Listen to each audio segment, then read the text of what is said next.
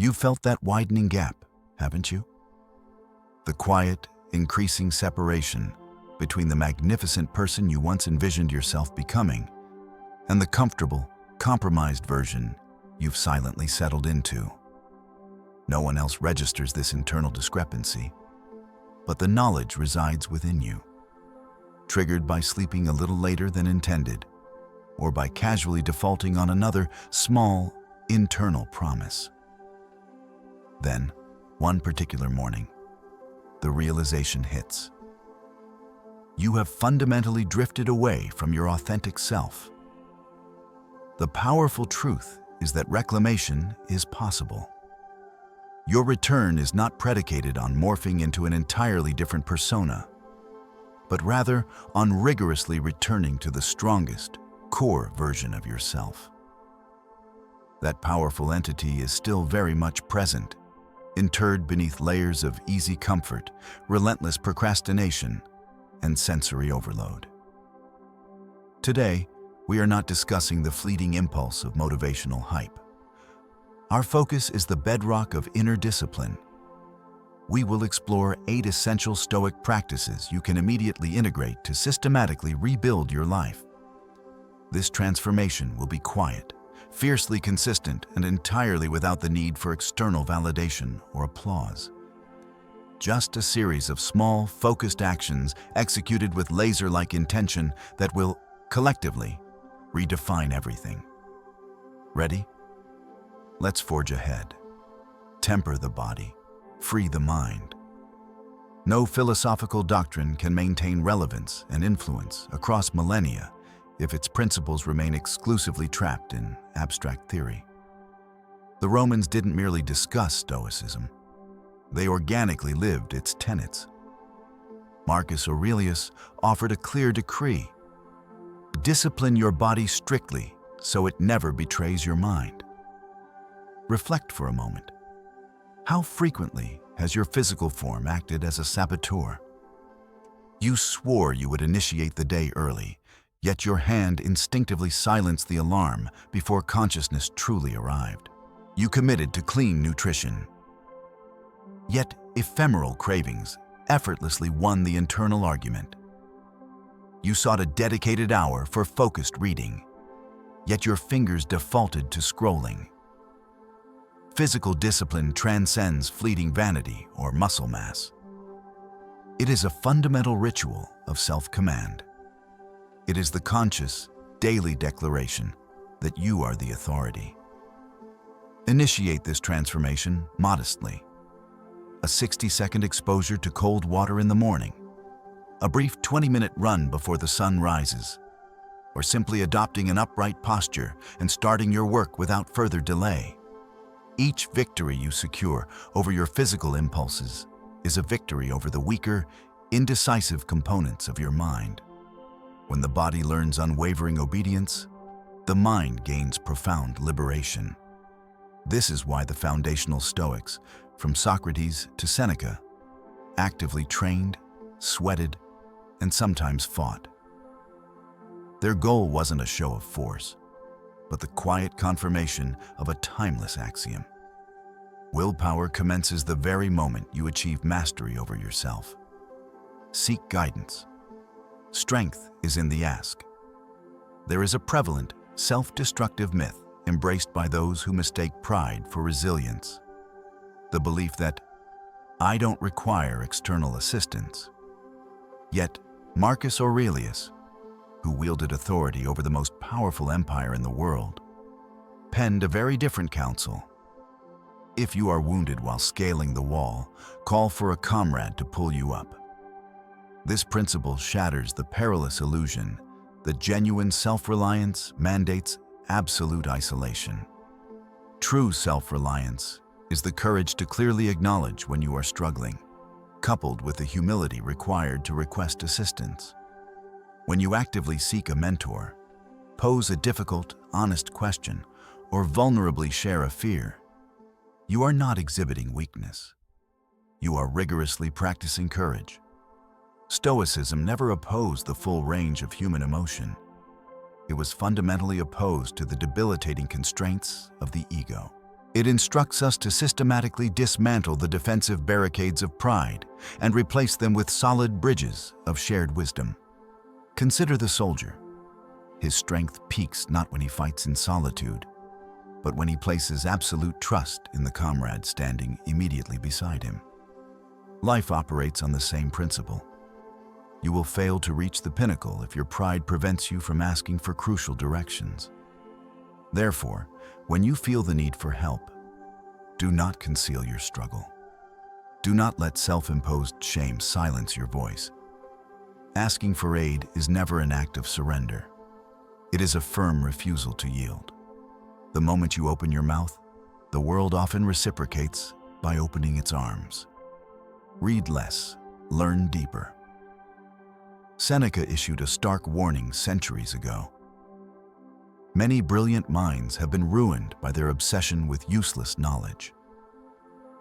Observe our current reality. We are drowning in an era of limitless information, yet suffering from an endemic lack of meaningful understanding. You possess the capacity to consume hundreds of books and listen to thousands of hours of content. However, if you consistently neglect to pause and truly digest the material, it remains inert data, never transforming into genuine wisdom. The Stoic imperative is simple. Read less, but read rightly. Treat every chosen text as a profound conversation conducted with a deceased master. Engage actively. Underline, reflect, rigorously test, and rewrite the core concepts. Then, the most crucial step. Live what you have learned, even for a single day, before proceeding to the next source. Disregard the arbitrary goal of reading 50 books this year.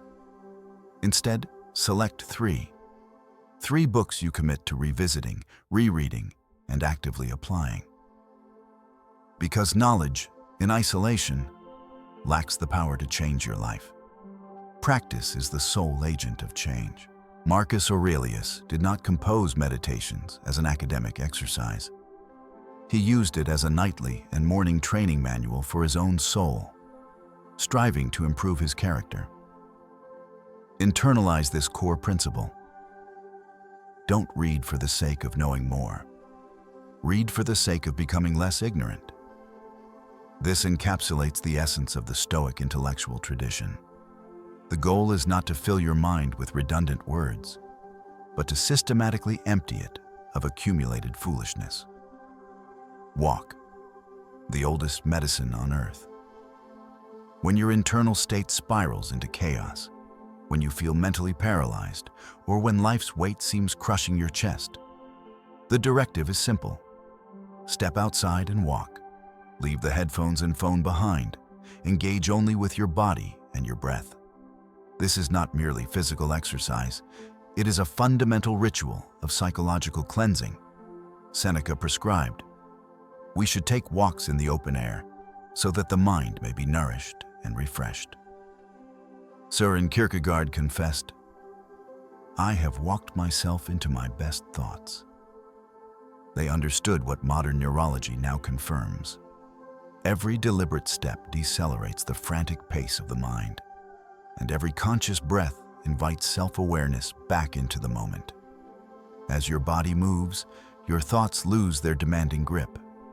You cease anxious analysis and begin genuine feeling. Your heart rate and your footsteps synchronize. Suddenly, the overwhelming problem you feared assumes a smaller, manageable scale. Walking possesses no magical power to erase your external problems. Its true power lies in erasing the self-limiting illusion that you cannot successfully handle them. Integrate walking as a mandatory daily ritual. 10 minutes to start the morning, 20 minutes to conclude the evening. No one is truly too busy to step outside.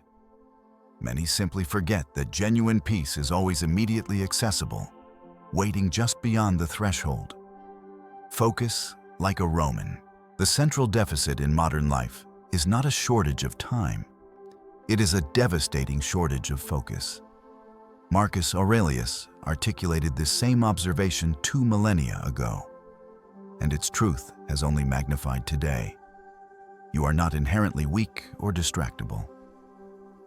You are distracted because the entire digital world is engineered to perpetually hijack your attention. Notifications, ceaseless news cycles, social media feedback loops. These are all emotional outputs from other people. Every time you instinctively react, a fragment of your precious self is forcibly pulled away. The Stoic solution is singular. Return your attention to the one thing immediately in front of you. Approach the current task as if it were the definitive, final action of your life. Execute it with total focus, unwavering precision, and absolute respect. Establish your own dedicated zone of silence, 30 minutes every day. No phone, no new messages, no reflexive checking. Just you and the work that possesses genuine consequence. This is the mechanism by which you reclaim your sovereignty, minute by minute, breath by breath. Focus is not effortless. It is warfare. But every moment you successfully hold your attention, you issue a profound declaration. I choose to command my mind, not be a slave to noise. This is the silent act of the Stoic warrior, remaining calm and fundamentally unshaken in the center of the age of chaos. Break the chains. Be a slave to nothing. Seneca issued an absolute decree. He who is a slave to desire is chained as tightly as one bound in iron. Today, those enslaving chains no longer rattle with metal. They vibrate with digital urgency. They are constructed from comfortable, automatic habits. The inability to set the phone down, the reflexive dependency on caffeine to start the day, the psychic tension until notifications are checked. But true freedom, real freedom, is not the absence of restraint. It is the power to need nothing. It is the sovereign authority to say no. Challenge yourself. 1 full day without social media, 3 days without complaining, a week without refined sugar or caffeine. Initially, the withdrawal will burn. You will feel restless and irritable. Yet, an extraordinary transformation occurs. You feel lighter, clearer, and undeniably stronger. When the hold of addiction finally recedes, you gain more than time. You fundamentally regain self-control. Every chain begins its existence as a source of comfort. Therefore, sever it before it severs your connection to yourself. No person can claim freedom as long as they are ruled by an unquestioned habit. Kill perfectionism. Choose progress. Perfectionism masquerades as a virtue, yet it is merely fear wearing a mask. You refuse to initiate action because the imagined outcome is not good enough. You fail to complete projects because you are paralyzed by the fear that they are not perfect. As a result, your entire life is spent in the psychological waiting room, perpetually planning, endless polishing, but critically, never truly becoming. Martha Graham famously wept through the night, utterly convinced her new choreography was a disaster. Yet, that very performance later became legendary. Why? Because she possessed the sheer courage to finish. The Stoics instructed, do not abandon the journey simply because you cannot perfect it. Your duty is not to attain an unattainable ideal. Your duty is simply to maintain forward motion. Adhere to this rule. 80% done means done. 100% perfect means never. Write the book, launch the business, step out onto the stage anyway. Perfection is a confining wall. Progress is an open window. You will only gaze upon the sky when you dare to unlatch that window. Choose one word and live by it. Seneca wisely noted, if a man does not know to which port he sails, no wind is favorable. A renewed year, or a renewed life, does not require a sprawling list of 10 arbitrary goals. It requires one singular word, one anchor word to constantly remind you of your primary direction. Select that word now. Perhaps it is discipline, if your energy has been scattered. Perhaps stillness, if chaos has defined your recent life. Maybe courage, if fear has mandated your inaction. Or simply less, if you are drowning under the weight of too much of everything. Write it down. Affix it to your wall. Set it as your phone background. Gaze upon it every morning and hold yourself accountable. Am I living by this word today? This single word transcends a mere aesthetic choice. Choose the one that shakes you, the one that exposes the most profound deficit in your current existence. You possess the power to begin again at any arbitrary moment. You don't require external ceremony or a designated calendar date. You require only this present moment. Because this moment, right here, right now, is the definitive site of your rebirth. How much more time will you voluntarily cede before you finally demand the best version of yourself? Will you wait for the workload to subside, the weather to improve, or for life to miraculously achieve stability? Trust this truth, that passive day will never materialize. The singular day you truly own is this one. The only hour fully under your jurisdiction is this hour, and the most immediate, critical action is to act right now. Stand up, consume a glass of cold water, execute 20 push-ups, commit to a 10-minute walk, silence all notifications for 30 minutes, and complete one task that genuinely matters. Text a trusted friend and request advice. Write your anchor word for the year and tape it to your mirror. You do not require a miracle to fundamentally rebuild your life. You require only one deliberate decision, repeated enough times. Because discipline is not a momentary flash of intensity. It is a consistent pattern. And every single pattern is initiated by one solitary act of courage. So, if you are truly ready, make your definitive choice now. Reinvent yourself in silence, through consistent daily steps, in the unyielding Stoic way. Your next chapter commences right here, right now. Let's begin.